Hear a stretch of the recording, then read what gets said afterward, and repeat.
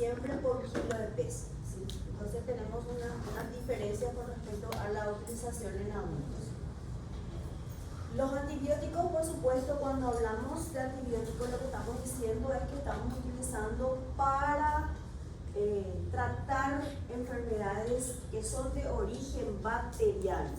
Los antibióticos nos sirven para virus, para hongos, ¿verdad? Cada uno tiene otra vez su propio tratamiento, pero nosotros cuando hablamos de antibióticos hablamos de infecciones bacterianas. Solamente nos sirve para infecciones bacterianas. Entonces,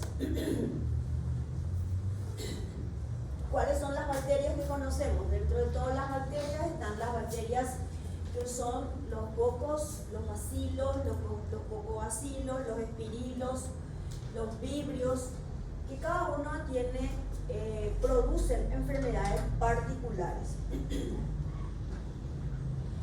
¿Y qué son las bacterias? Entonces nosotros cuando hablamos de antibióticos decimos que estos fármacos lo que nos ayuda es a eliminar a las bacterias del organismo.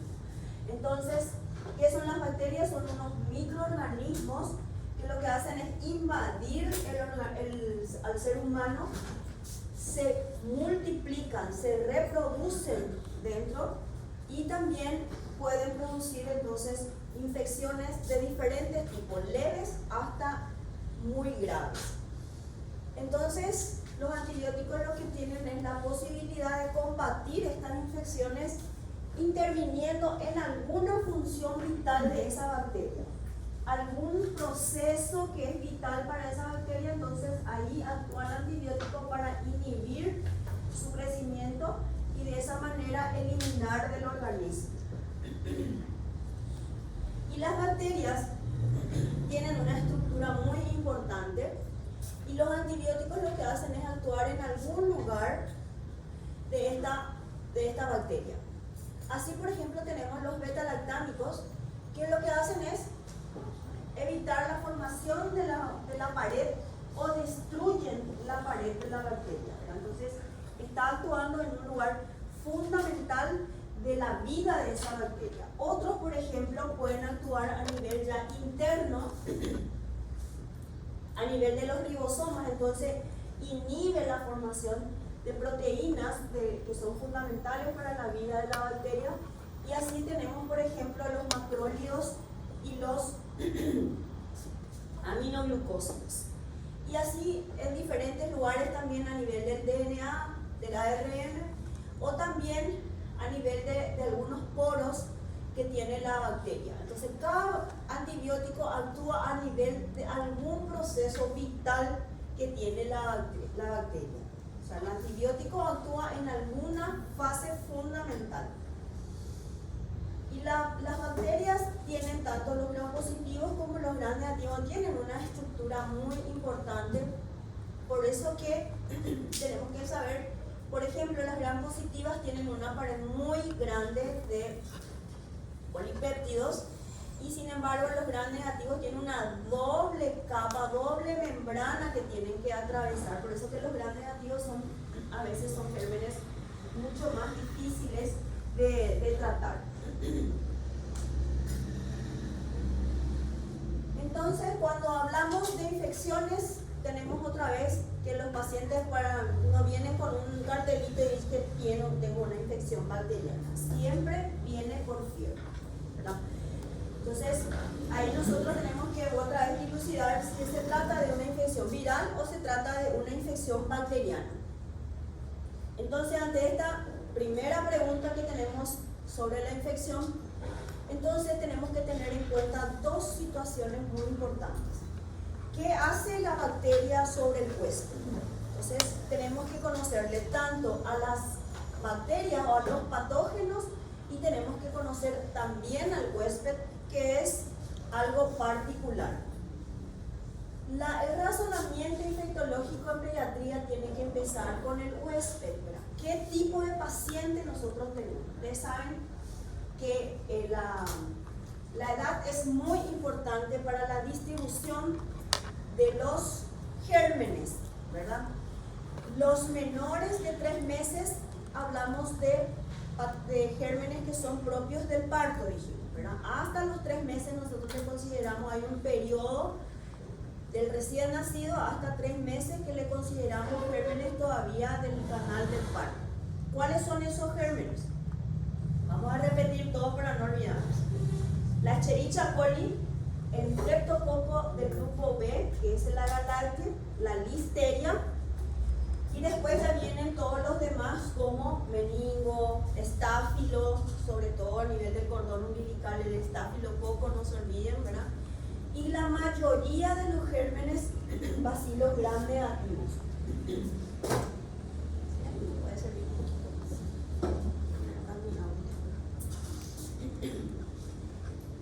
Entonces es muy importante la edad para saber.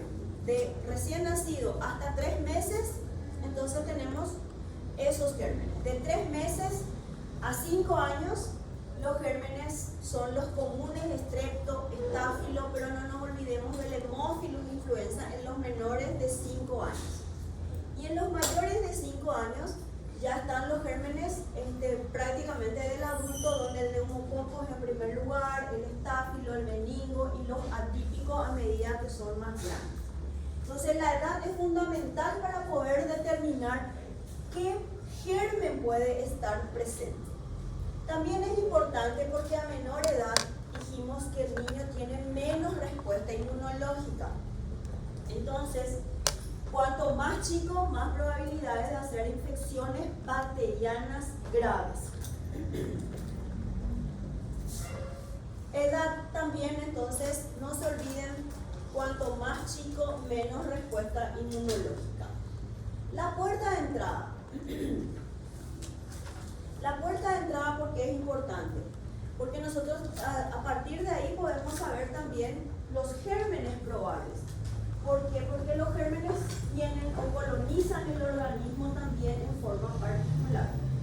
Todo lo que está por encima de la clavícula, es decir, los orificios naturales por encima de la clavícula, oído, nariz, garganta, tienen prácticamente los mismos gérmenes, que son los gram positivos y anaerobios.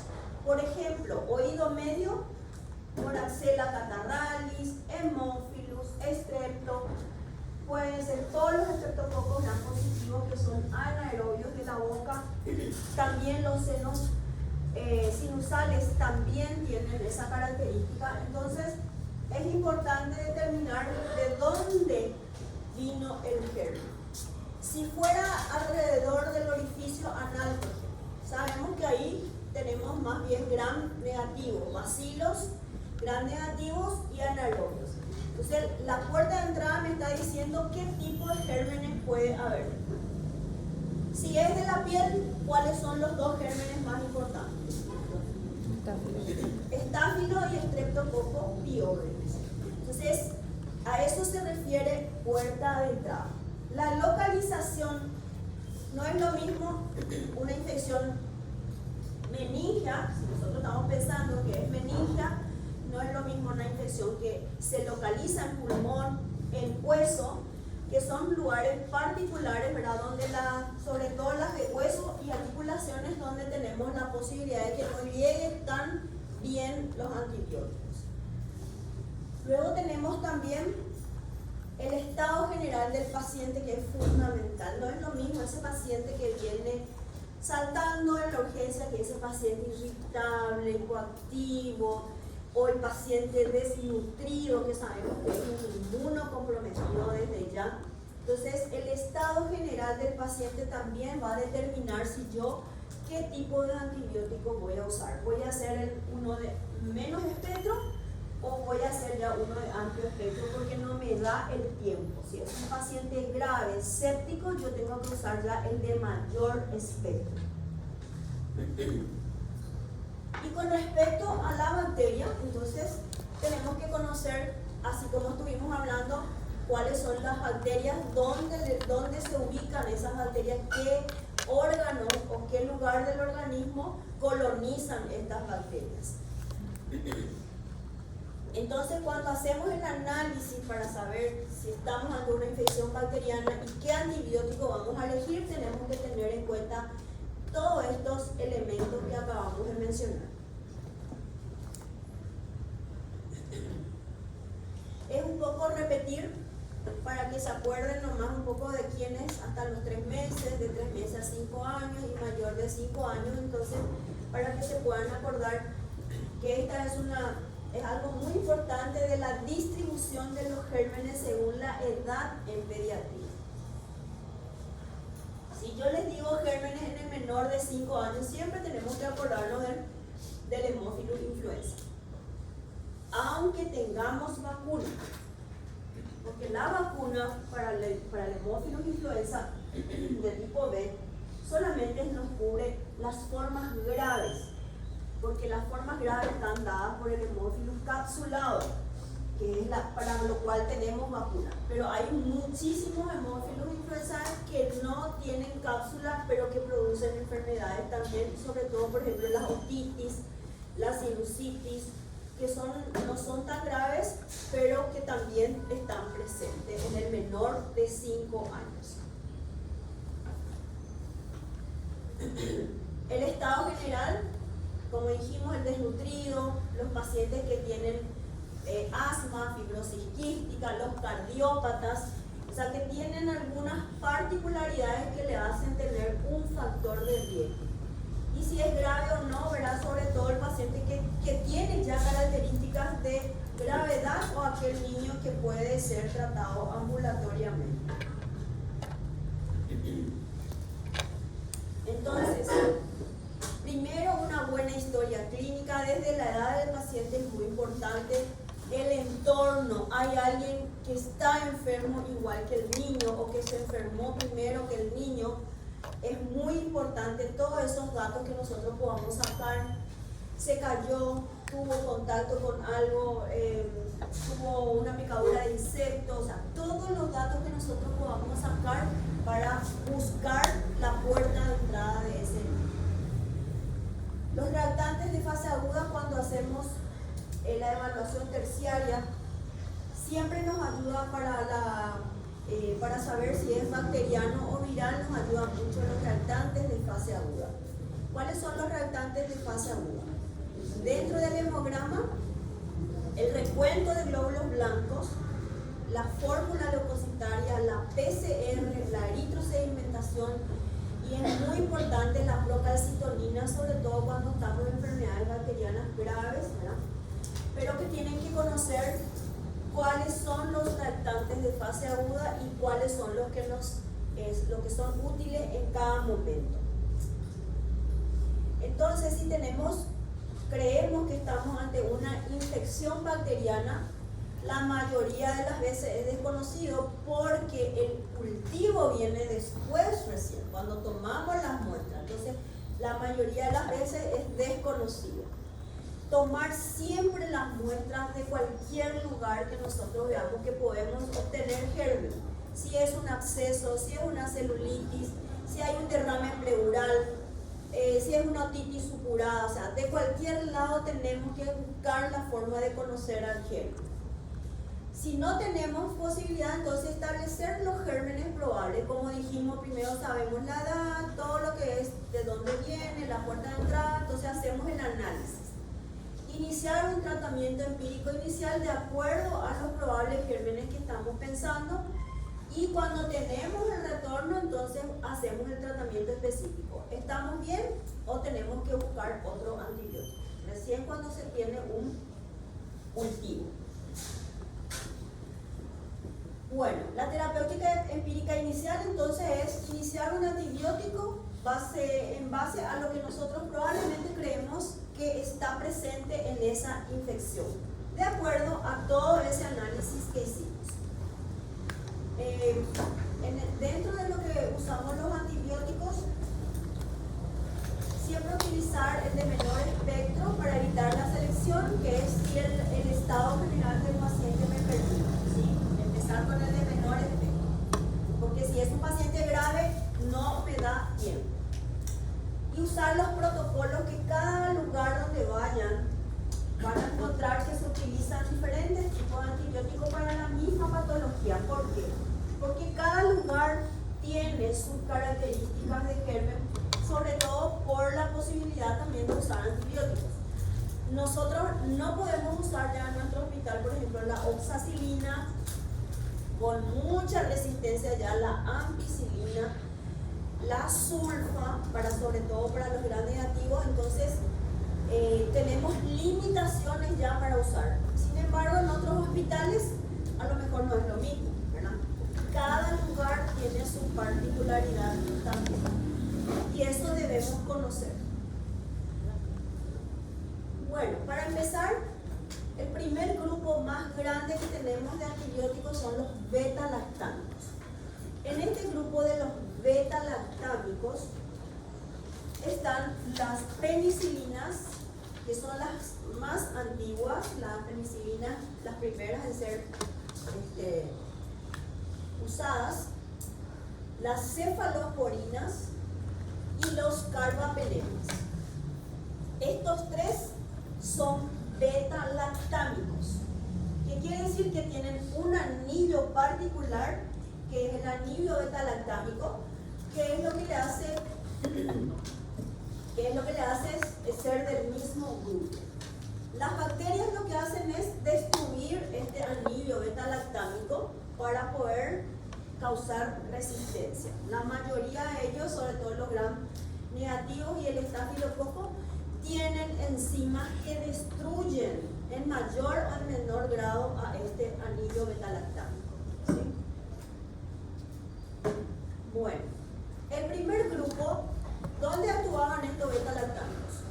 A nivel de la pared. Destruyen la pared o inhiben la formación de la pared de la bacteria. Entonces, nuestro primer grupo son las penicilinas, que son hasta ahora siguen vigentes las penicilinas, algunas, sobre todo, por ejemplo, las penicilinas naturales, que entre ellas la que más usamos son las penicilinas, la cristalina, la penicilina natural, la cristalina, que es la que más usamos, y sobre todo se sigue utilizando para la sífilis, ¿sí? Para la luz. Luego tenemos la penicilina benzatínica, que es natural también, sino con la única diferencia que se une a las proteínas del músculo y ahí se libera lentamente. Entonces es una penicilina de depósito.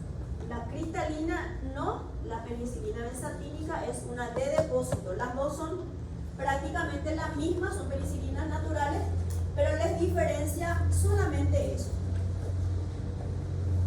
Todavía no me acostumbro. Entonces, ¿cuál es el espectro? La mayoría de los gérmenes gram positivos anaerobios, todo lo que hay en la boca, son sensibles a la penicilina, ¿sí? Los anaerobios de la boca también. El treponema pallidus sigue siendo sensible, se sigue utilizando para el tratamiento de la sífilis. Algunos estreptococos, sobre todo biógenes, no nos arriesgamos tanto, pero sí el neumonía sigue siendo sensible. Luego tenemos las penicilinas resistentes a las penicililasas, pero que como les dije, nosotros es la oxacilina. En nuestro hospital ya no podemos usar porque todos nuestros estafilococos ya son resistentes. Entonces, la oxacilina es una penicilina específica para estafilococo, pero que hoy día ya no se utiliza. Luego tenemos un grupo muy interesante que son las aminopenicilinas, que son de penicilinas de espectro extendido. Las aminopenicilinas son penicilinas de espectro extendido, que son muy parecidas a este primer grupo, pero que tienen mayor cobertura hacia los gram negativos, como por ejemplo las enterobacterias, que son productoras de beta-lactamasa, por eso son muy importantes. También el agalactie. ¿Dónde estaba el agalactie? La listeria, ¿dónde la encontrábamos? En los recién nacidos. Entonces también nos sirve para ese grupo de edad. Luego tenemos las carboxipenicilinas, que ya no se usan, y acá hay uno sí, la piperacilina, que es una penicilina, sobre todo se utiliza unido a otro, como van a ver, pero es anti-pseudomonas, o sea, es una penicilina exclusivamente que le dejamos para las pseudomonas. seguimos utilizando la cristalina, la benzatínica, la ampicilina, la amoxicilina, que están en el mismo grupo, y la piperacilina, que son las penicilinas naturales, entonces, que seguimos usando. ¿Cuándo usar una penicilina entonces? Tenemos la cristalina, que es la que se utiliza y que tiene una vida media muy corta. Se utiliza para la LUES. Solamente prácticamente usamos penicilina. Este es su espectro, y lo usamos para el treponema pallidum. La Neisseria meningitis puede ser, pero tiene que haber un cultivo que lo permita, porque hay ya muchos que son resistentes. Entonces, generalmente todavía podemos usar en una neumonía simple de la comunidad en mayores de 5 años, donde tenemos el neumococo como primer germen, ¿sí? Entonces en ello se puede usar todavía la cristalina sin ningún problema, pero tiene que ser cristalina.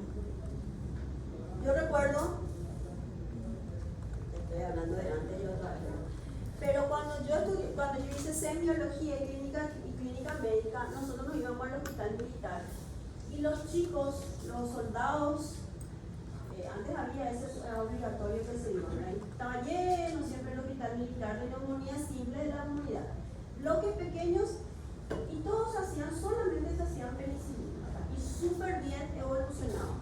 Entonces, y hasta ahora, lo que pasa es que no nos animamos nomás porque tenemos miedo que ya no responda, ¿verdad? Pero se puede empezar si el paciente está en buen estado general y viene de la comunidad. Entonces empezamos con una penicilina cristalina, pero tiene que ser paciente en buen estado general, paciente que tiene una neumonía simple de la comunidad. Ahora, si tengo una faringitis estreptocóxica o la escarlatina que ya vimos, se utiliza una sola dosis de penicilina benzatínica. La benzatínica era entonces la que es de depósito. Si yo tengo una faringitis estreptocóxica, tengo que usar una dosis nomás de penicilina benzatínica.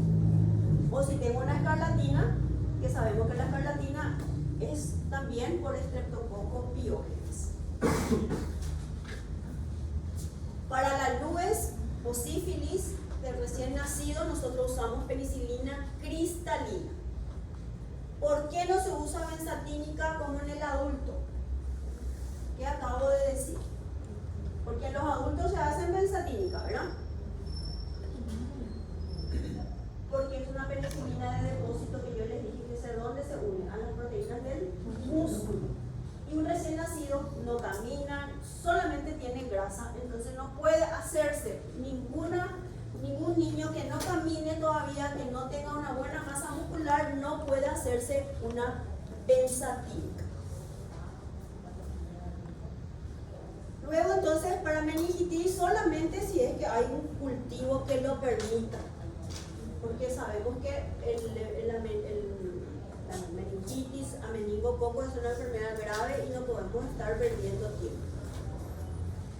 Ahora tenemos entonces la de espectro extendido, que son las aminopenicilinas, donde tenemos dos antibióticos que usamos muchísimo, ampicilina y amoxicilina.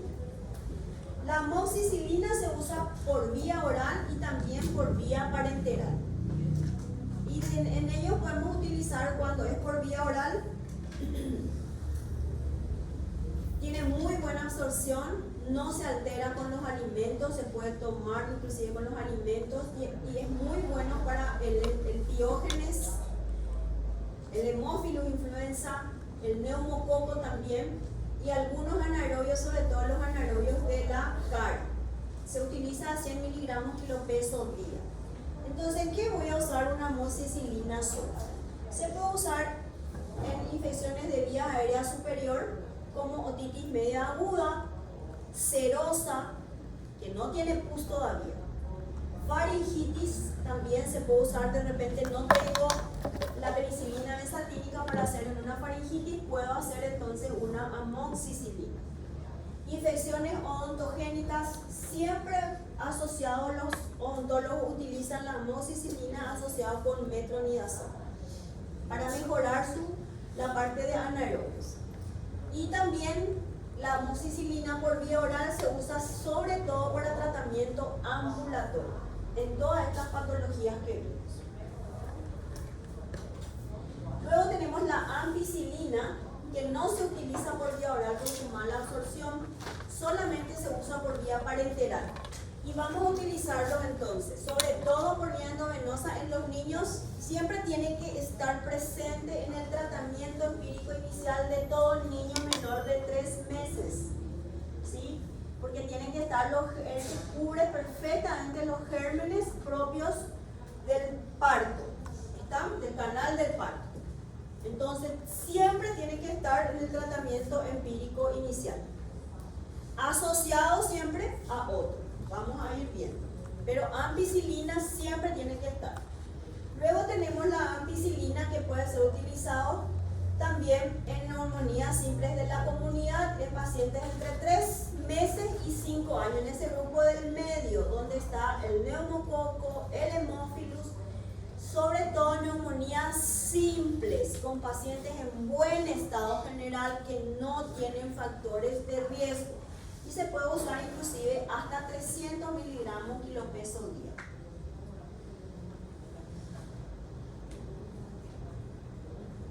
Bueno, ahora, los inhibidores de beta-lactamasa son unos antibióticos suicidas, que lo que hacen es simplemente unirse a otro antibiótico como a los beta-lactámicos, que lo que hacen es, a nivel de la bacteria, se unen a las bacterias y de esa forma el antibiótico beta-lactámico puede actuar normalmente. Entonces, son antibióticos suicidas. Es una molécula que cuando está enfrente de una bacteria que produce penicilinasa, entonces esto lo que hacen es unirse a eso y los beta-lactámicos pueden actuar normalmente. ¿Cuáles son esos? Tenemos dos grupos que ustedes conocen muy bien. Tenemos al sulbactam, que son los derivados de sulfonados, sulbactam y tazobactam, que nosotros utilizamos mucho unido a la penicilina, a la amoxicilina, ¿verdad? Y luego están también otro grupo que es, en este caso vamos a ver el espectro, prácticamente es el mismo que los beta-lactámicos, pero como se unen a las penicilinasas, entonces se puede utilizar sobre todo para el estáfilo, el hemófilus, las enterobacterias, la moraxella catarrhalis. ¿Dónde está la moraxella catarrhalis? Oído medio, sinusitis, o sea, que no nos olvidemos que estos inhibidores de beta-lactamasa son muy buenos para ese grupo de bacterias. El ácido clavulánico, me olvidé de mencionarles que también es uno de ellos. Aparte del sulbactam, el tazobactam, tenemos el ácido clavulánico. Dentro de esto vamos a mirar un poquito algunas diferencias que son muy importantes. Tiene un espectro bacteriano muy interesante. Como les dije, yo puedo usar perfectamente en toda la parte de todo lo que está por encima de la clavícula. Puedo usar muy bien también, ya que me cubre las enterobacterias, puedo usar también a nivel del periné, para tratamientos a nivel del periné también. Entonces, para no olvidarnos que abarca los anaerobios también, muy importante que se acuerden. La absorción del ácido clavulánico también es moderada, pero no interfiere con la administración de comida y tiene menos efectos colaterales a nivel gastrointestinal. El sulbactam, por ejemplo, da mucha diarrea. ¿Sí? Empiezan a usar por vía oral y ya tienen mucha diarrea, dolor abdominal. Por eso generalmente utilizamos más por vía oral el ácido clavulánico. El sulbactam tiene muy buena concentración a nivel renal, entonces también puede ser una opción cuando no tenemos otra y podemos usar para infecciones urinarias también. Entonces, la amoxicilina unida a un inhibidor de beta-lactamasa, que puede ser surfactant o ácido clavulánico, podemos utilizar en infecciones broncopulmonares, también podemos usar en sinusitis, faringitis, otitis supuradas, infecciones intraabdominales. Nosotros utilizamos, por ejemplo, en las apendicitis gangrenosas, por ejemplo, utilizamos perfectamente porque nos cubre bien los gérmenes, las enterobacterias, las infecciones pélvicas, las infecciones odontogénicas, mordeduras de animales. Es de elección utilizar un amoxi más inhibidor de beta-lactamasa porque nos cubre a la Pasteurella multocida, que es la bacteria que está en la saliva de los animales. ¿Saben que solemos preguntar mucho sobre qué germen es el que está en la boca de los animales? Entonces es la Pasteurella.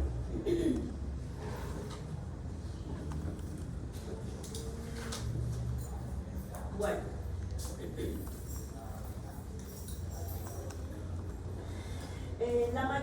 las bacterias anaerobias gram negativas, la mayoría son muy sensibles, excepto bacteroides y fusobacterias. Entonces, si yo estoy pensando que hay una bacteria anaerobia gram negativa, puedo usar una amoxicilina más un surfactant.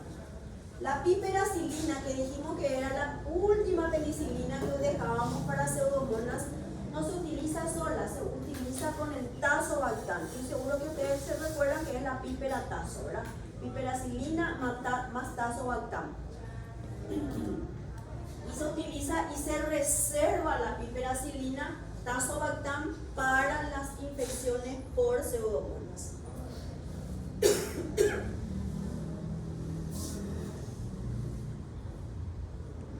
Bueno.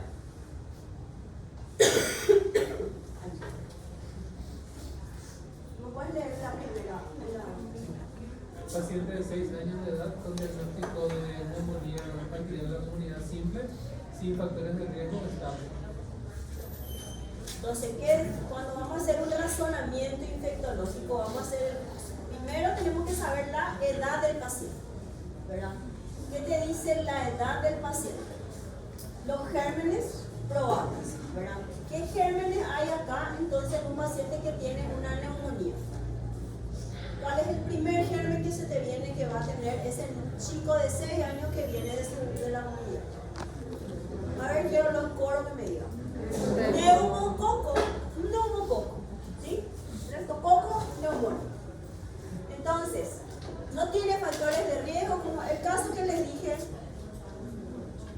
que un soldadito que viene de ahí del Chaco y que tiene una neumonía en la comunidad. ¿Qué le van a hacer?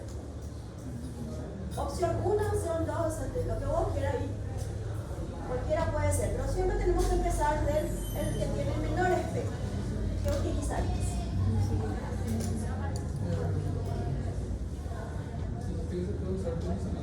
Se puede usar una penicilina, pero ¿qué tipo? Cristalina. ¿Sí? Una penicilina cristalina. Podemos utilizar sin problema. Perfecto.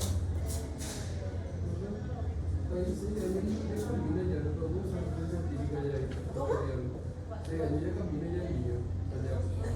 Hay una diferencia muy importante que para el treponema sí te sirve la benzatínica porque tiene niveles de concentración muy bajas, pero estable y larga. Para el neumococo necesitas más, o sea, la concentración inhibitoria mínima es mucho más elevada y la benzatínica no alcanza. Entonces, por eso una neumonía no puede ser tratada con benzatínica, porque tiene baja concentración y el neumococo necesita un poquito más elevado, su concentración inhibitoria es más alta, necesita más concentración en plasma. ¿Se entiende? Por suerte hiciste esa pregunta para que no haya diferencia, para que no haya confusión. A ver, leo un poquito. Preescolar de 3 años con diagnóstico de otitis media supurada, estable con notalgia y fiebre. Entonces tiene 3 añitos. ¿Para qué está la edad? Para saber los gérmenes. ¿Cuáles son los gérmenes que pueden haber en el menor de 3 años? Hemófilus, neumococo, moraxella catarrhalis. También pueden haber, estáfilo y todos los anaerobios que están en la boca, ¿sí? Entonces, acá lo que me habla es que hay una otitis supurada, no es serosa, es supurada, ¿verdad? Ya hay pus. Aunque el paciente está estable, le duele, está con dolor, ¿verdad? Entonces, ¿qué puedo empezar a usar? Amoxi más IBL. ¿Está bien? Una Amoxi IBL. Excelente. A ver un poquito. Excelente. ¿Cuánto no tiene? Niño de 5 años con diagnóstico de herida por mordedura de perro, presión de la pierna o buen estado general. ¿Qué menos que me dice que cuando dice buen estado general? Que inclusive puede ser tratado ambulatoriamente, ¿verdad? Un perro que le murió y tenemos todos los cuidados, le hacemos toda su curación. ¿Y qué antibiótico le vas a dar? ¿Cuál es el germen? La Pastorella. ¿Y qué dijimos que cubre ese? La Amoxi más IBL. Entonces, ya sabemos que vamos a hacer esto entonces. Muy bien. A ver. Paciente con diagnóstico de escarlatina de 6 años con 30 kilogramos. O sea, es grande. Dijimos que tenemos la edad, tenemos el germen probable de la escarlatina. ¿Cuál es? Streptococcus, ¿qué clase? Biógenes. Entonces, ¿qué vamos a usar? Benzatínica, una dosis de penicilina benzatínica. Solamente una dosis. 1.200.000. Bueno. Nos vamos ahora. ¿Hay alguna pregunta sobre las penicilinas que quieran hacer? Nada. ¿Quedó todo claro? Bueno, pasamos a otro grupo mucho más grande que son las cefaloporinas, que son también beta-lactámicos, actúan también sobre la pared de la bacteria, inhibiendo su síntesis, y son un grupo que se caracteriza que en familias o en grupos o generaciones de acuerdo al espectro que van teniendo. Los de menor espectro son los de la primera generación, que van solamente, o sea, son un grupo que tienen más espectro sobre los gram positivos. Y a medida que aumenta la generación, los de tercera, los de cuarta generación se amplían hacia los gram negativos, sin dejar de cubrir a los gram positivos. Entonces, los enterococos son resistentes a las cefaloporinas. O sea que yo no voy a usar una cefaloporina para cubrir los enterococos. Tienen una potencia muy importante sobre los bacilos gram negativos, que es muy importante. Por eso es que cuando pensamos en un gram negativo siempre tiene que estar una cefalosporina y de última generación si es posible. Entonces, los de primera generación tenemos a la cefalexina, que usamos por vía oral, cefazolina, que es por vía parenteral con el mismo espectro. El cefaloxilo también tenemos, pero usamos muy poco porque no tiene muchas ventajas, es muy caro, entonces prácticamente está saliendo del mercado. Lo que más utilizamos de primera es la cefalexina, que es por vía oral, y la cefazolina, que es por vía parenteral. Las de segunda generación tienen ya un poquito más de actividad sobre los gram negativos, sobre todo el hemófilus. Entonces, le tenemos a la cefuroxima, que puede ser utilizado tanto por vía oral como por vía parenteral, pero que también es muy caro, no es rico. Entonces, solemos preferir a otros que a este grupo. No hay mucha ventaja. Ahora sí, las de tercera y cuarta generación son las más utilizadas. Las de tercera generación tenemos las de vía oral, la cefixima y la cefoxima, que son las que se utilizan por vía oral. Cefixima y cefoxima. Y lo que utilizamos para vía parenteral es la cefotaxima, la ceftriaxona y la ceftazidima, que le reservamos como antipseudomonas. ¿Cuál era la otra antipseudomona que utilizábamos en el primer grupo de antibióticos? La piperazasa. Ahora el segundo antibiótico que se reserva para pseudomona es la ceftazidima. No van a escuchar que ceftazidima se usa en otro momento, que no se piense en una pseudomona. Son las de mayor espectro entre la tercera y cuarta generación hacia los gram negativos. Algunas de tercera generación, como la cefotaxima, la ceftriaxona, se utilizan también para los estafilococos meticilinos resistentes, como primera opción. Luego están las de cuarta generación que se reservan también, son las que son más estables a las penicililasas. Las penicililasas son las sustancias que producen las bacterias para destruir a los beta-lactámicos. Entonces, este grupo de cuarta generación son los más estables, son los que menos se destruyen por esas penicilinasas. Por eso no se usan mucho. Se debe reservar para cuando se tiene bacterias resistentes. Y acá hay uno que se deja también como para las pseudomonas, que es la cefepime. Cefepime, entonces el tercer antibiótico que reservamos para las pseudomonas también.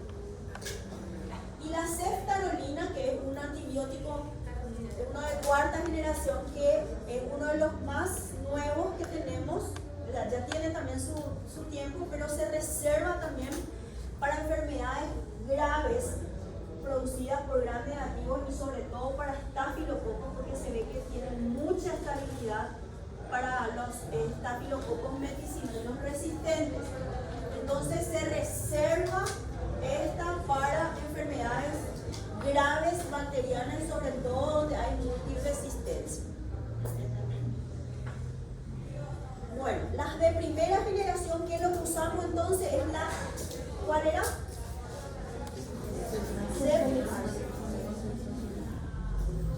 Cefalexina, que es la de vía oral.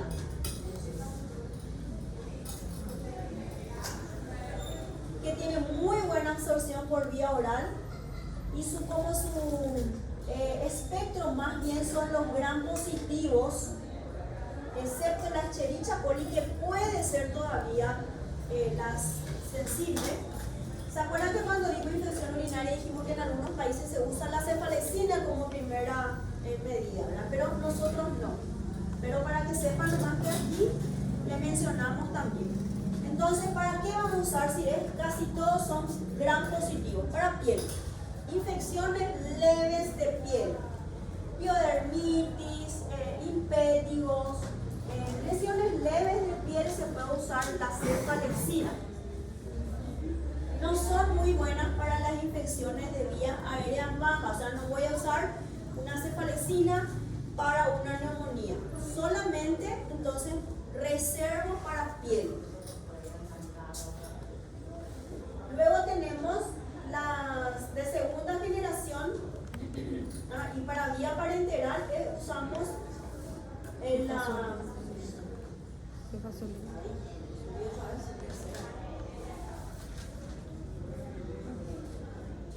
Acá está.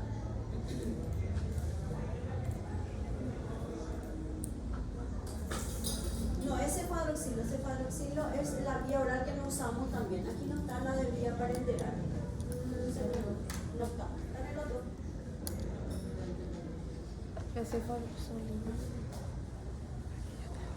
Ya, de segunda otra vez. Aquí, ¿qué falta? La de vía parenteral, la de primera generación. ¿Cómo se llamaba? Cefazolina.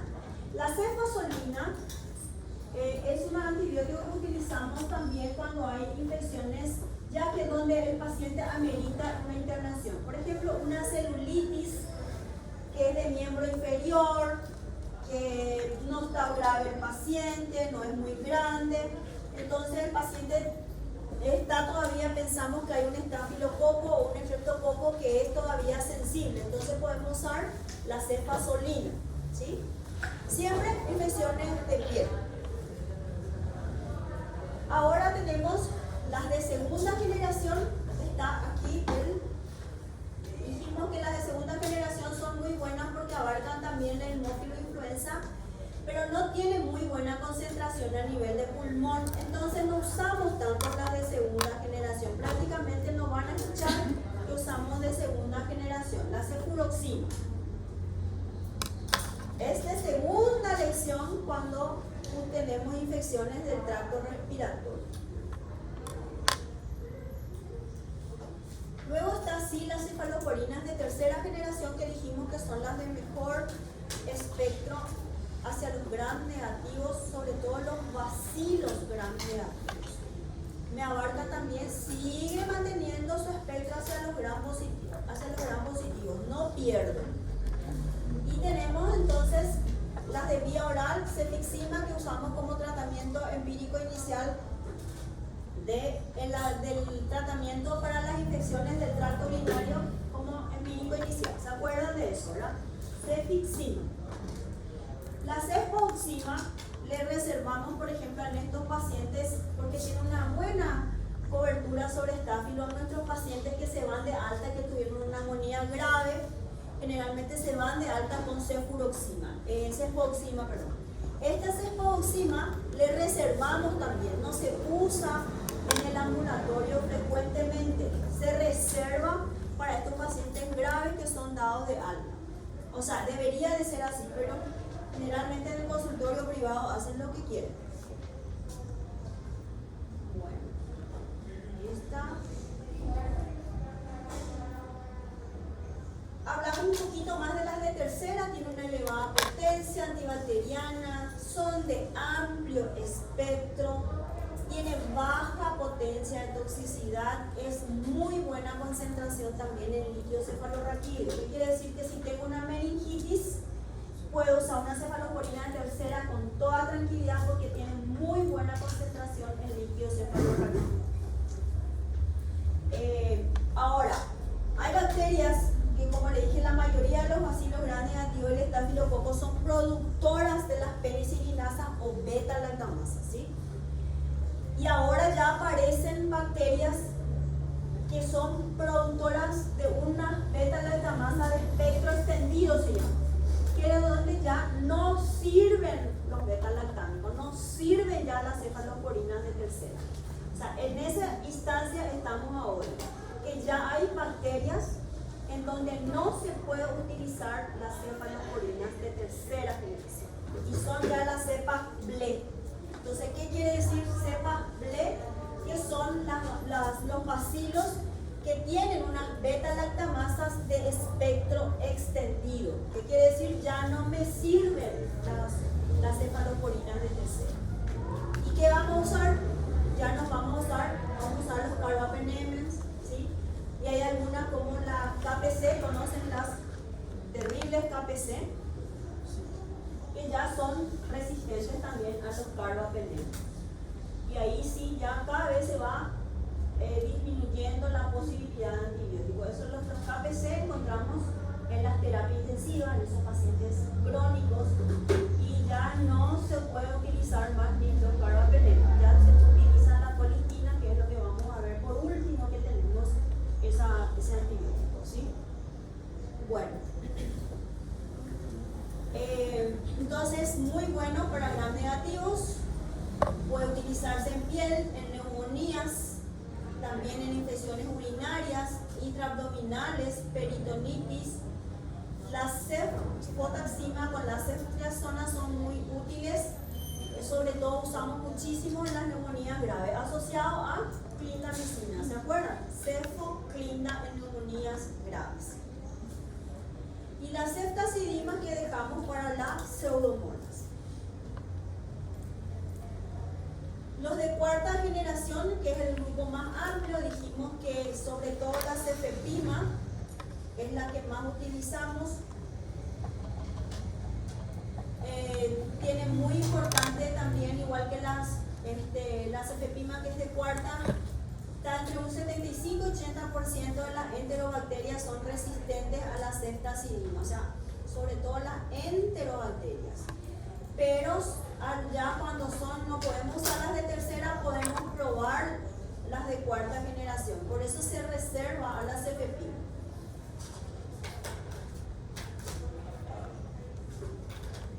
Bueno, y después está la ceftarolina, que dijimos que es un antibiótico, el más nuevo, las de cuarta generación, inclusive no se sabía si ponerle ya como una quinta generación o se quedó nomás en cuarta, porque la estabilidad con la beta-lactamasa es la misma que las de cuarta generación, entonces se quedó en cuarta generación, pues, por más que sea mucho más, de mucho mejor espectro.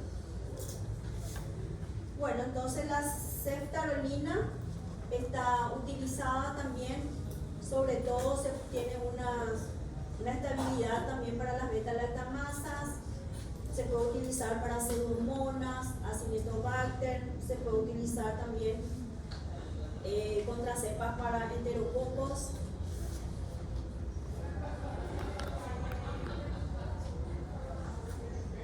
Solamente se dejan las infecciones graves por estafilococo aureus, especialmente los penicilinos resistentes, neumonías graves y también infecciones graves de piel.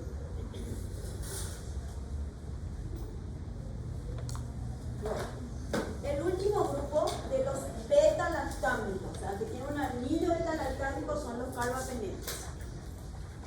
Es decir, que tienden a destruir la pared bacteriana. Los carbapenemes son los antibióticos que ya se utilizan por su amplio espectro, se utilizan solamente cuando tenemos resistencia a los antibióticos más comunes. No son de primera elección para ningún tratamiento empírico, a no ser que sea un paciente ya séptico. Entonces, reservamos cuando tenemos resistencia. Son dentro de los beta-lactámicos, dentro de esos tres grupitos que vimos, son los más estables a las beta-lactamasas. Por eso es que se les reserva cuando hay bacterias que son BLE, sobre todo las BLE. Entonces, estas son sus características químicas. Tiene la característica de cruzar muy bien, atravesar muy bien la membrana externa de los gram negativos. Acuérdense que los gram negativos tenían doble membrana, ¿verdad? Y tiene la particularidad de que atraviesa muy rápidamente a los gram negativos. Por eso también que es muy importante cuando tenemos enfermedades a gram negativos resistentes. Hay dos carbapenemes, el imipenem y el meropenem. Son los dos que utilizamos, imipenem y meropenem. Ven que casi todos los bacilos gram negativos están dentro de su espectro. Todos los bacilos gram negativos están en su espectro, y también, lo más importante también, pseudomonas, ¿sí?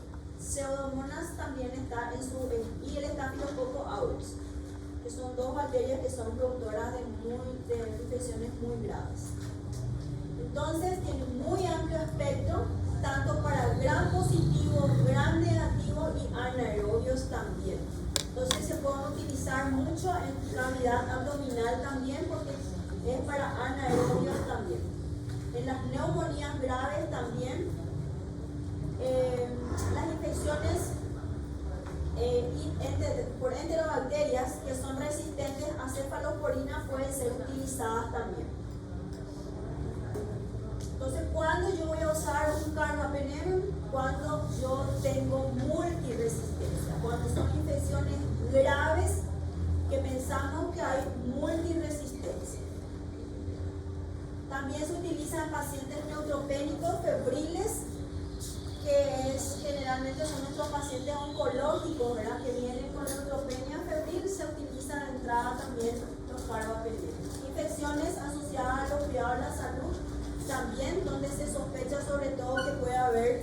pseudomonas.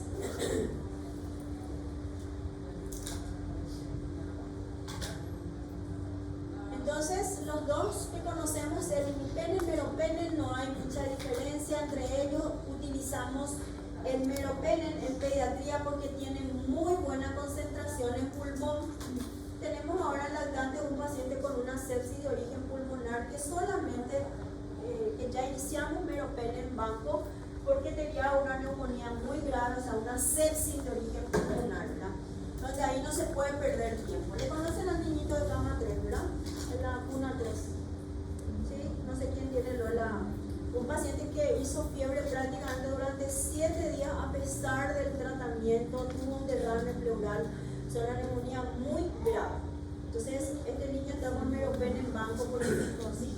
Entonces, no olvidarse que nosotros usamos el meropenem sobre todo por su mejor concentración en pulmón. Bueno, después prácticamente todas sus bondades ya conocen. El imipenem es más bien también enterococos, la mayoría de las heterodoxas, sobre todo cuando tenemos infecciones a nivel de abdomen. El imipenem se usa más en abdomen.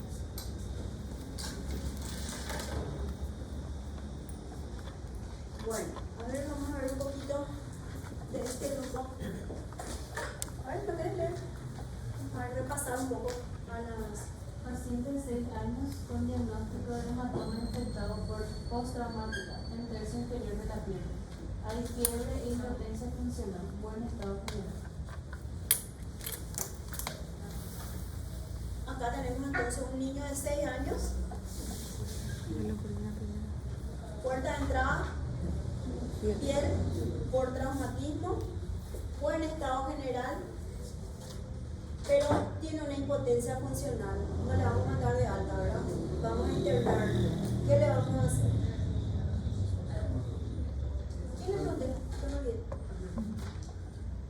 ¿Quién era? ¿Qué leyó?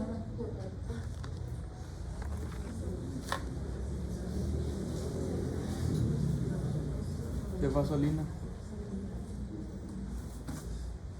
Infecciones de piel, dijimos, que no son, que no es para tratamiento ambulatorio, pero que está en buen estado general, ¿sí? No es un órgano vital el que está, es un absceso. Entonces se puede hacer una cefalosporina de primera generación por vía parenteral. ¿Cómo se llama? Cefazolina. A ver, otro. A ver. Paciente de 1 año, primer episodio con diagnóstico de infección del tracto urinario bajo, en espera de segundo continuo. ¿Cuál sería el tratamiento empírico inicial? Cefixima, o sea, una cefalosporina de tercera generación por vía oral, la cefixima. A ver, más.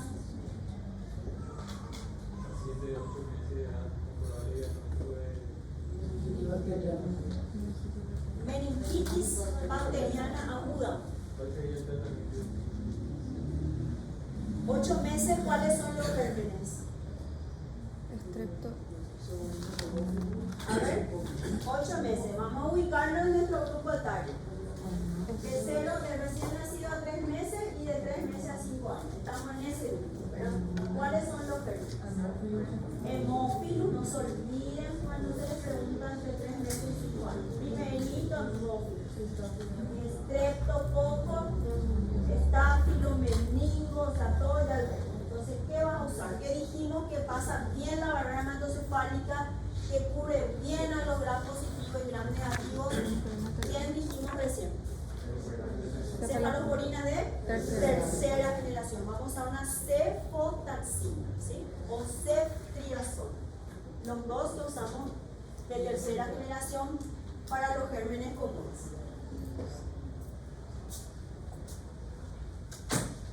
Este es otro, no está ustedes, ¿verdad? Este es otro grupo. Este fue el Día del Niño en pandemia. Pero creo que es el grupo de ADA. Sí, el grupo de ADA, eso parece de ADA. Ellos eran residentes ya. Ellos son residentes. Los del quinto lo que suelen hacer, pero estos son más bien los residentes. Ahí está, sí. El grupo de quinto de este es el grupo de quinto que hizo ese año. Bueno, eso era la doctora Jimena, la jefa de cátedra.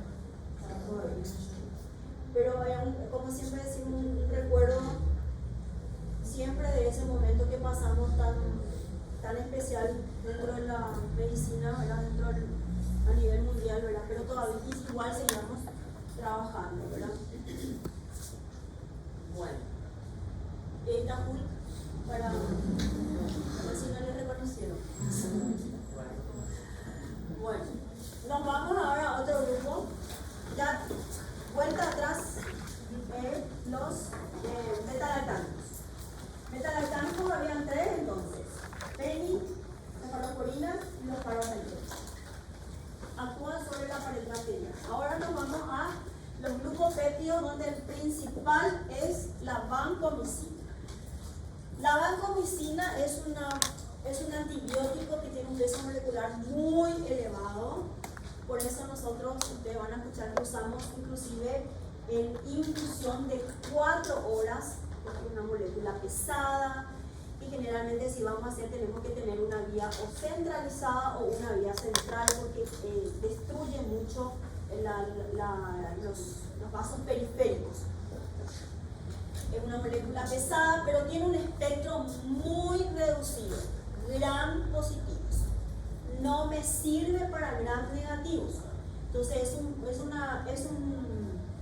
antibiótico que es solamente para gram positivos, pero sobre todo lo que se utiliza es porque tiene una alta resistencia a la acción de las beta-lactamasas. Entonces utilizamos cuando tenemos estafilococos meticilino resistentes. Ahora prácticamente le dejamos para eso. Y también nos sirve para los streptococos piógenes, el agalactia que está en el recién nacido, streptococo epidermi, estafiloepidermi y streptococo pneumoniae. Para los gram positivos, ¿sí? También nos sirve para la listeria, es decir, que también nos sirve para los gérmenes que son del tracto genital.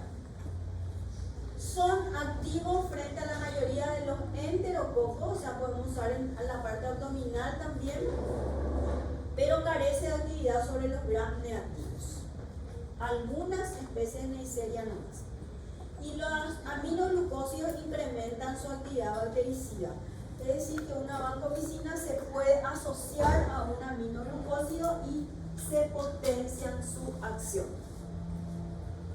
En general, los aminoglucósidos, que vamos a ver después, por su forma de actuar, que es a nivel de los ribosomas, suelen utilizarse luego inclusive con los otros beta-lactámicos para potenciar su acción. Siempre van a escuchar de repente que usamos una cefalosporina asociada a un aminoglucósido, la vancomicina asociada también a un aminoglucósido para potenciar su acción. Bueno, entonces la vancomicina es un antibiótico de elección cuando tenemos un estafilococo METI-R, elección. Se combina con cefalosporinas de tercera generación, generalmente también. El tratamiento no se usa sola, se usa siempre asociado. Y el tratamiento de infecciones graves, por supuesto, inclusive las meningitis también, porque atraviesa bien la membrana también la meningitis. Elección para tratamientos de derivaciones del líquido cefalorraquídeo. Nosotros tenemos muchos de esos niños que tienen hipertensión endocraneana, que tienen válvulas de derivación, que se utilizan también cuando hay infecciones por esas válvulas. Los efectos colaterales importantes de conocer son la del niño rojo, que es la más frecuente en pediatría, que es por velocidad, se debe a la velocidad de administración. Por eso es que nosotros hacemos la infusión en 4 horas, porque como son moléculas muy grandes, dan una reacción de una una coloración rojiza vinosa en el niño cuando se la administra rápidamente. Solamente disminuyendo la velocidad pasa, o sea que este efecto colateral es asociado a la velocidad de administración, no es un efecto alérgico ni tóxico. Niño rojo se llama. Luego tenemos otro grupo, los macrólidos. Los macrólidos tenemos a dos antibióticos que usamos frecuentemente, la acitromicina y la claritromicina. También los macrólidos, como utilizan actúan a nivel del ribosoma de la fracción 50S. Tienen que entrar dentro de la bacteria para actuar a nivel del ribosoma. Son bacteriostáticos, por lo tanto. Y su espectro bacteriano es muy también parecido porque abarca muchísimo los gram positivos. Les parece mucho a las penicilinas semisintéticas porque tienen tanto gram positivos como gram negativos en su espectro. ¿Por qué también es muy importante? Porque nos abarcan a los gérmenes atípicos. Dentro de todos los típicos, pero también a los atípicos. Entonces, cuando tengo una neumonía atípica, tengo que pensar en un macrólido. También usamos, por ejemplo, en Legionella, que son realmente, estos van a ver más en los pacientes que son inmunocomprometidos, la afectación por este tipo de gérmenes atípicos. Se utiliza el Bordetella pertussi. ¿Qué produce la Bordetella pertussi? La tos convulsa, ¿sí? Entonces tenemos también que sobre todo las clamidias, que dijimos que produce también cistitis a nivel en los adolescentes, y también podemos utilizarla para vías aéreas superior, por ejemplo infecciones como otitis, faringitis, pero son todos de segunda lesión porque son bacteriostáticos. Bueno, dentro de la claritro y la citro, ¿cuáles son las diferencias? La claritromicina más bien es por su administración y por el precio, pero los espectros son prácticamente iguales. Tienen muy buena concentración a nivel de los tejidos. La acitromicina es más activa contra los gram negativos, por ejemplo, sobre todo la moraxella y el Haemophilus influenza. Entonces, ¿dónde está la moraxella? Si tengo una sinusitis, por ejemplo, voy a usar más una acitro que una clarito, ¿está? Porque la acitro tiene más efecto sobre la moraxella catarrhalis, que es la que está más a nivel de las cavidades sinusales. También nos sirve para el micoplasma y clamidias, que son las que producen las infecciones respiratorias también atípicas, que hay muchísimo a esta altura en esta época hay muchísimas infecciones por atípicos. Bueno, acitromicina se utiliza entonces, es muy importante saber que la acitromicina, 50% de su absorción está alterada por la administración con alimentos. Entonces tiene que ser dado 1 hora antes o 2 horas después de una alimentación. Tiene que ser recordado porque nosotros le damos una dosis y 50% nomás se va a absorber de esa dosis si no la hacemos con el estómago vacío. Necesita la acidez para absorberse. Entonces, muy importante entender que tiene mucha adherencia a los tejidos, queda mucho tiempo, inclusive más que en el plasma. La dosis en el niño se puede utilizar una dosis primera alta de 10 miligramos el primer día y después ya se puede bajar a 5 miligramos para completar entre 5 y 6 días. También se utiliza para la Bordetella pertussi 6 días. Luego tenemos la claritromicina, que se utiliza también a 15 miligramos por kilo peso, se utiliza cada 12 horas y no está interferida por la alimentación. No hay ningún problema de dar con la alimentación. Entonces, ¿en quién vamos a usar los macrólidos? Infecciones del tracto respiratorio superior. Dijimos otitis, puede ser sinusitis, faringitis, pero es de segunda elección. Si yo en el examen le pongo primera elección para tratamiento de una otitis supurada, ¿qué me van a poner? Amoxicilina.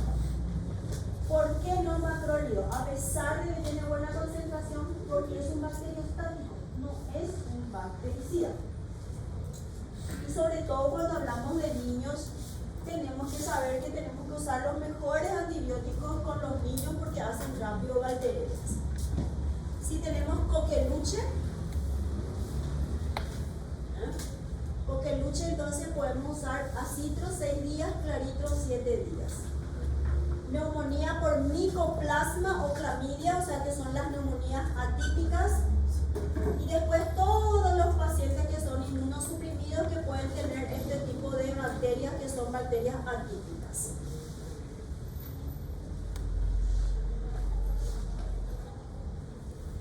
Miligramos cada 12 horas. No refrigerar la suspensión preparada desde la clarita, que ya les aviso. Ya nos vamos acercando al final. Las quinolonas.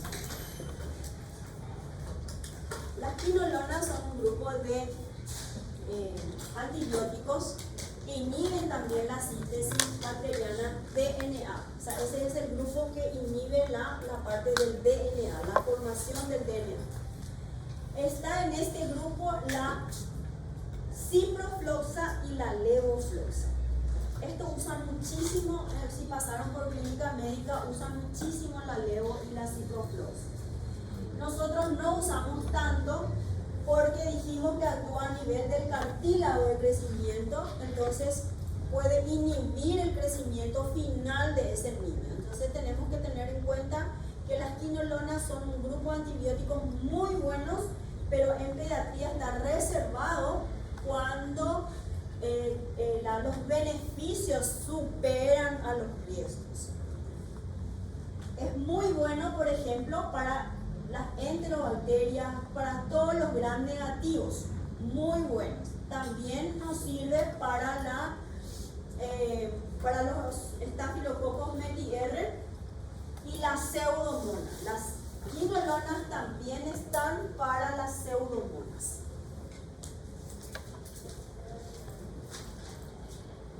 Entonces, la ciprofloxa, como dijimos, que sirve mucho para el estáfilo también, podemos usar, por ejemplo, en otitis media crónica supurada, inclusive en forma local, la ciprofloxa, porque nos abarca la pseudomonas y nos abarca los estafilococos. Infecciones con fibrosis quística, porque ¿cuál es el germen más importante en la fibrosis quística? Las pseudomonas. O sea, primer germen de paciente con fibrosis quística es la pseudomonas. Ellos están colonizados 100% por pseudomonas. Entonces, no olvidarse que también nos sirven para las pseudomonas. Efectos colaterales: cefalea, marea, insomnio, náuseas, vómito, dolor abdominal y la artropatía también, que es y lesión del cartílago de crecimiento, que es en el niño, por eso no puede usarse en los menores de 12 años. Muy bien.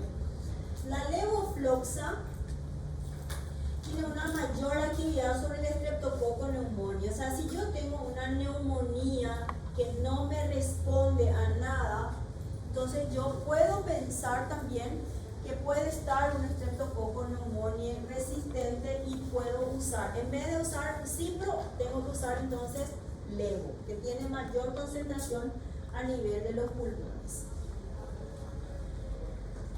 Bueno, ustedes saben luego que los clínicos tratan todas las infecciones respiratorias con levofloxa, ¿verdad? Así es. Todos usan casi levofloxa por vía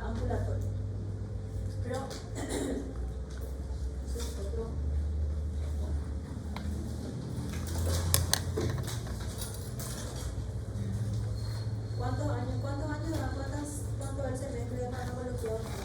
Tenemos que darle un día. Un año. Un año en un día. Intento hacerlo más práctico posible. Bueno, ahora tenemos los aminoglucósidos que son también actúan a nivel de la fracción 30S de los ribosomas.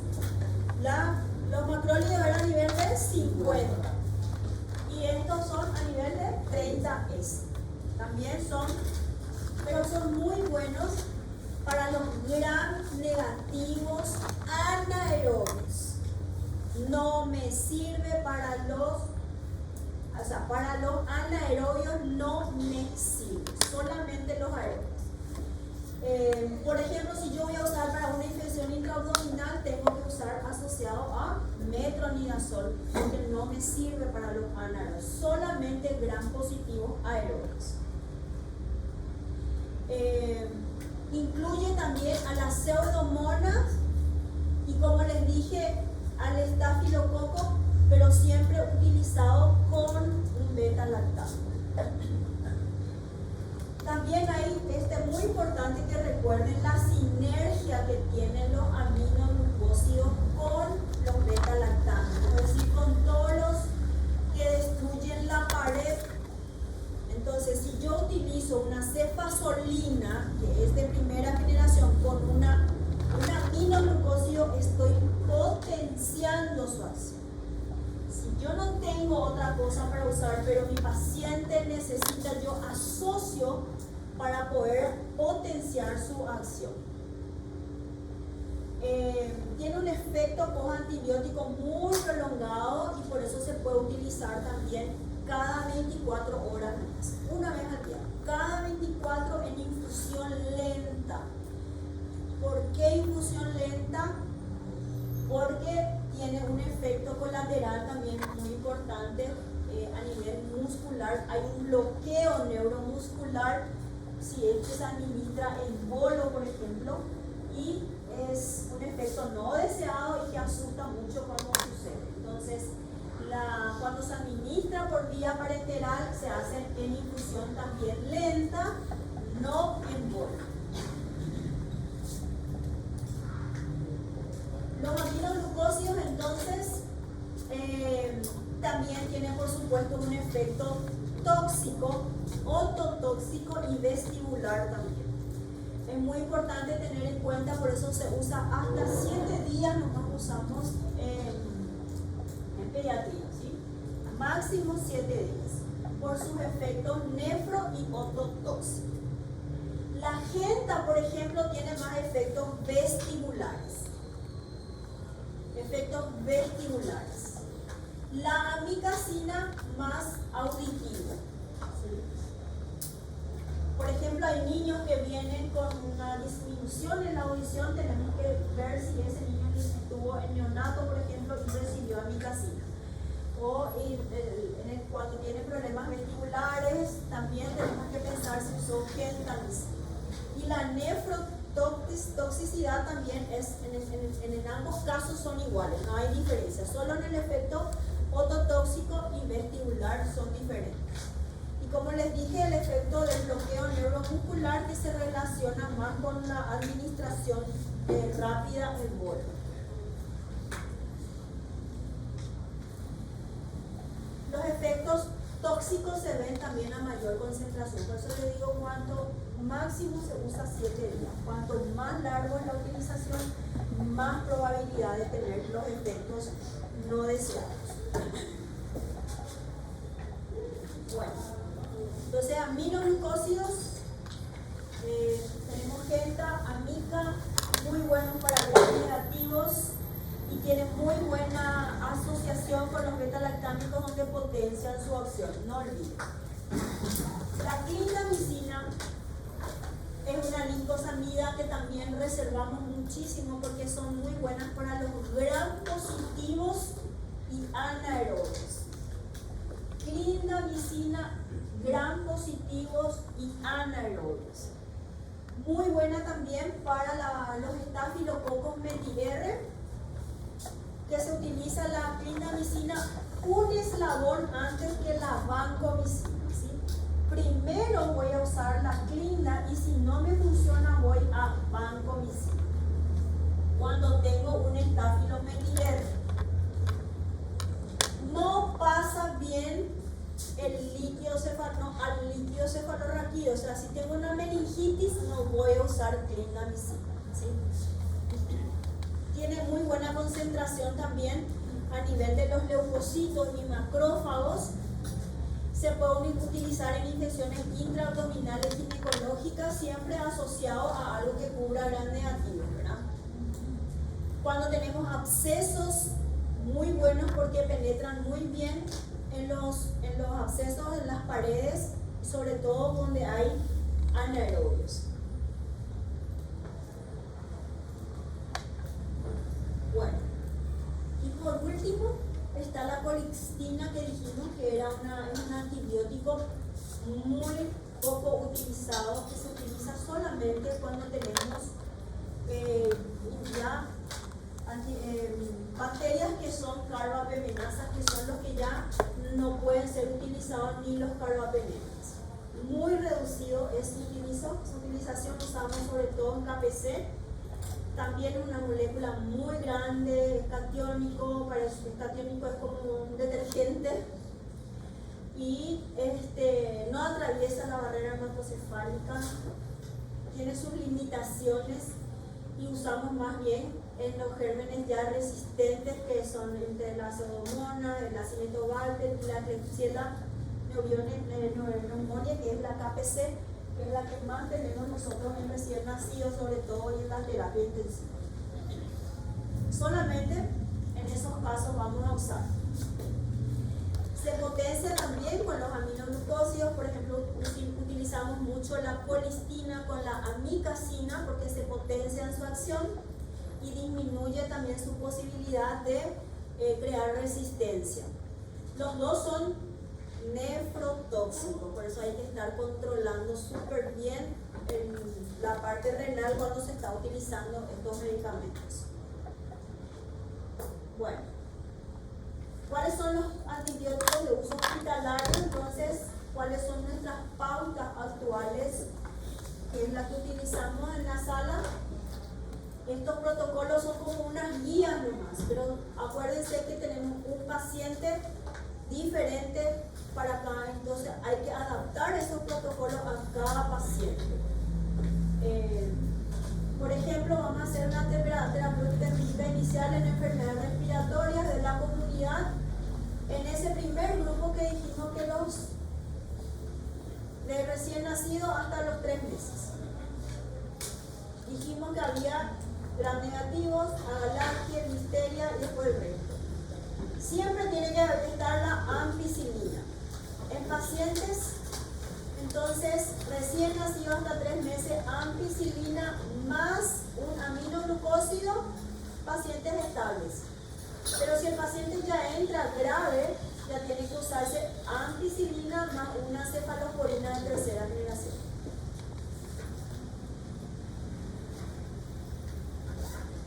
De 3 meses a 5 años dijimos que tenemos ya gérmenes, sobre todo el primerito, el hemófilo influenza, neumonía, estáfilo, los atípicos. A medida que el niño es más grande, empiezan los atípicos a aparecer. Entonces, se puede utilizar la ampicilina en una neumonía en la comunidad. Dijimos que podíamos usar la ampicilina, pero a 300 dosis muy altas. Si son complicadas, ya tenemos que usar amoxicilina IBL. Si son graves, ya tenemos que usar cefotaxima, clindamicina. Y los macrólidos acá está, porque acá podemos usar si son atípicos nomás. Los macrólidos en caso de que haya atípicos. Entonces, neumonía en la comunidad, entre 3 y 5 años, paciente buen estado general, ampicilina, dosis alta. Si ya está complicada, tiene un derrame o es un paciente desnutrido, tiene que entrar con amoxicilina IBL. Si ya tiene características de neumonía grave, entonces ya tenemos que usar cefopina. Esos son temas de examen porque se les presentan casos clínicos. Por ejemplo, un paciente que llega a la comunidad con una neumonía,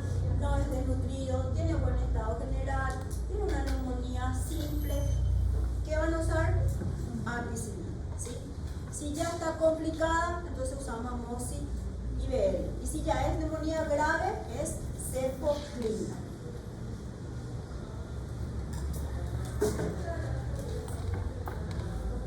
Después tenemos las enfermedades en los mayores de 5 años. Dijimos que penicilina cristalina era en el caso de una neumonía simple de la comunidad. Esta es la dosis de la penicilina que se utiliza en menores de 6 años, 400.000 unidades de kilo peso, y en mayores de 6, 200.000 unidades por kilo de peso. Macrólido siempre que haya una atípica. Que también puede entrar, si de repente no podemos usar la penicilina cristalina, ya entran directo como amoxi BL o otras opciones como cefalosporina de tercera también. Pero la primera opción es penicilina cristalina. Bueno, cuando pensamos que hay clamidias, no nos olvidemos que tenemos que usar los macrólidos, neumonías atípicas. La característica clínica de una neumonía atípica, ¿cuál es? La disociación clínico-radiológica. Generalmente el niño viene sin fiebre, pero hace una semana que está tosiendo, tose, no mejora. Y le hacemos una radiografía y encontramos un infiltrado bilateral, por ejemplo, en falsos. Entonces, esa es la disociación clínica. No hay mucha clínica. El niño viene solo porque tose y no para de toser. No tiene fiebre. Pero nosotros tenemos que sospechar y hacer una placa. Y en la placa sí vemos que es un desastre supremo. Entonces, esas son las disociaciones clínico-radiológicas. Y ahí vamos a usar macrólidos.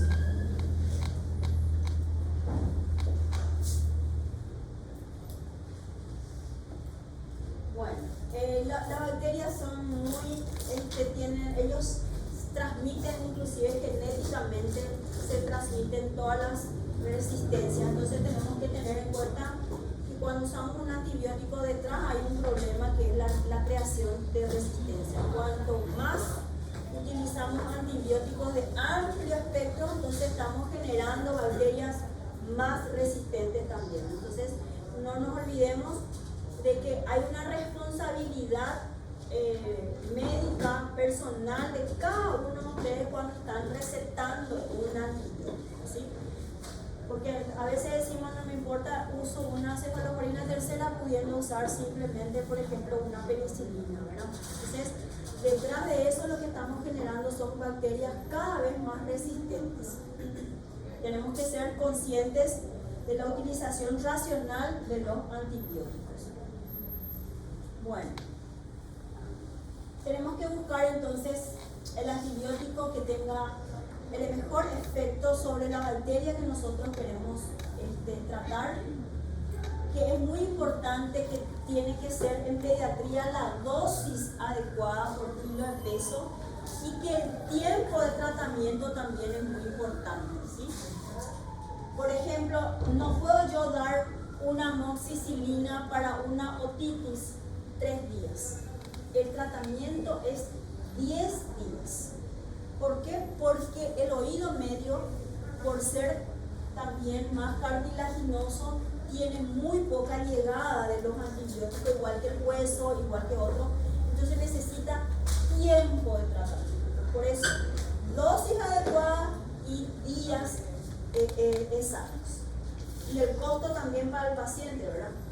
Si yo puedo elegir un antibiótico que me va a servir, que sea más barato, tengo que pensar también en el costo del antibiótico.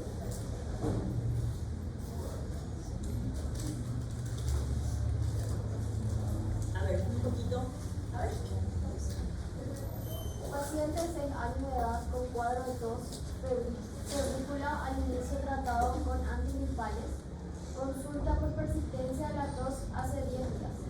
Al examen, roncos difusos, constatándose tos intensa. A la radiografía se logra infiltrado difuso de patrón intersticial en parches. Le acabo de decir. Le acabo de decir, ¿verdad? Entonces, ¿qué te parece que es? Una neumonía atípica. Entonces, el tratamiento va a ser macrólidos. Bueno, ¿cuáles son nuestras alternativas de tratamiento para antibióticos para pseudomonas? A ver. Pseudomonas, ¿cuáles vas a usar? 5 por lo menos. Sin mirar. Cortame un poco.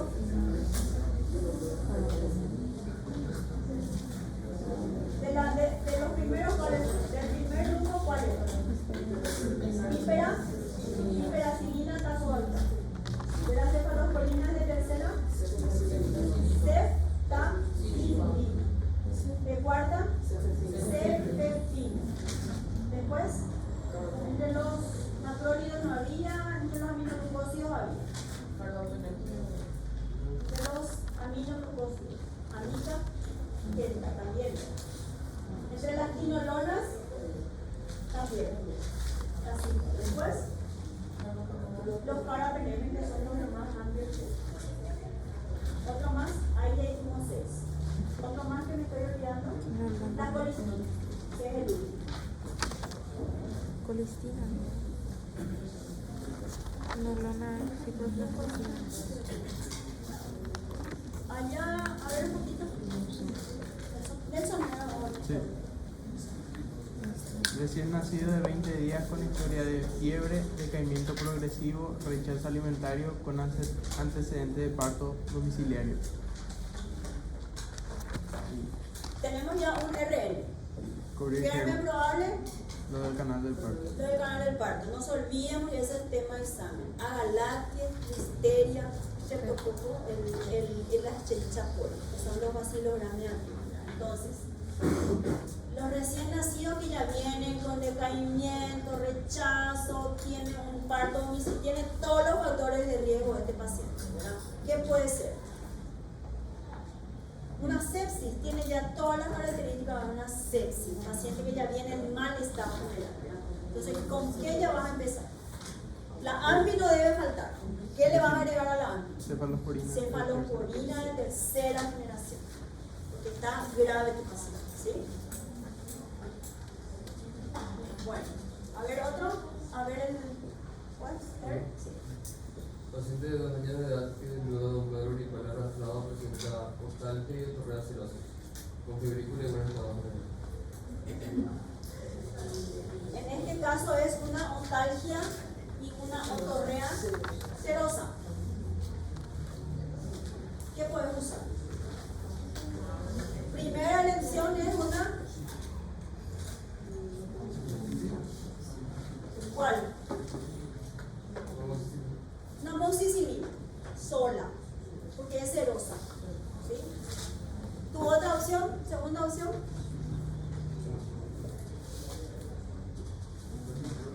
Un macrólido también puede ser, ¿sí? Pero segunda opción, acuérdense, la primera siempre es amoxicilina y segunda opción puede ser también una acitromicina.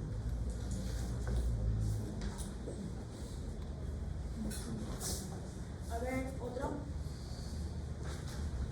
Este lado. A ver. Paciente de 5 años de edad con fiebre de 38,5, orinostasia, otorrea abdominal, sin antecedentes de cuadro gripal, al examen con sudoaparincia, glándulas hipertróficas, diagnóstico. Ya tiene 5 años. ¿Cuáles son los venenos más frecuentes acá en la garganta? El más frecuente para dar una faringitis o una amigdalitis. Streptococcus pyogenes. Es grande, que 5 años ya va a tener músculo. ¿Qué le podrías hacer? Una penicilina benzatínica. ¿Sí? Penicilina benzatínica. A ver, otro. Ya al final.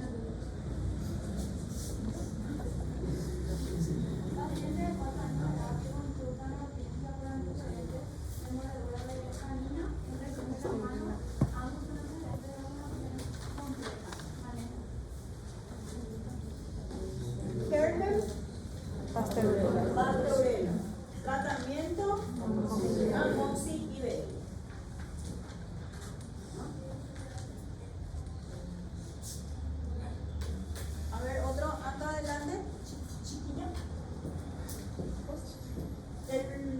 primero, paciente de 1 año. Paciente de 1 año de edad con antecedente de varicela hace 7 días, presenta cuadro respiratorio de 2 días de evolución y fiebre persistente, rechazo alimentario, decaimiento en estado general y al examen de médico tiras intercostales con rales irritantes en base derecha.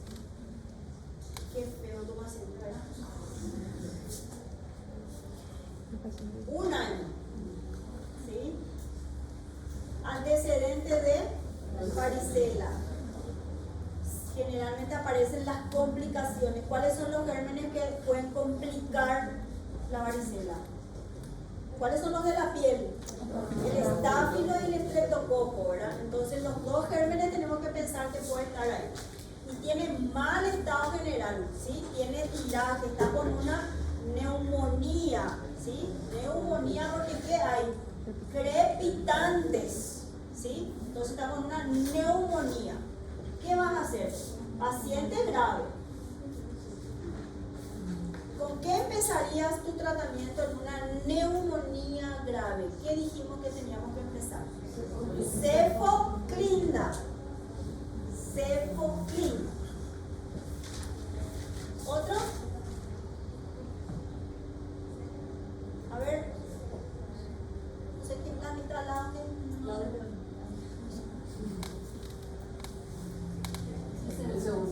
Este. Paciente con diagnóstico de neumonía necrotizante, grave tratamiento con cefotaxima y indomitacina, con mala evolución, fiebre inestable. Se solicita Unidad de terapia intensiva. O sea, tu análisis clínico, ¿qué es? Ya es un paciente que estaba con la neumonía necrotizante, es la neumonía más grave por estafilococo que tenemos. Y es como está destruyendo el parénquima pulmonar. Eso quiere decir necrotizante, se está destruyendo el parénquima. Ya empezó con cefoclina y tiene una mala evolución. Entonces, ¿cuál sería tu siguiente opción? ¿Y qué más? Podemos agregarle, pero yo ya no me arriesgaría porque es necrotizante. ¿Cuál dijimos que es la opción ya siguiente? Meropenem, banco. Meropenem, banco.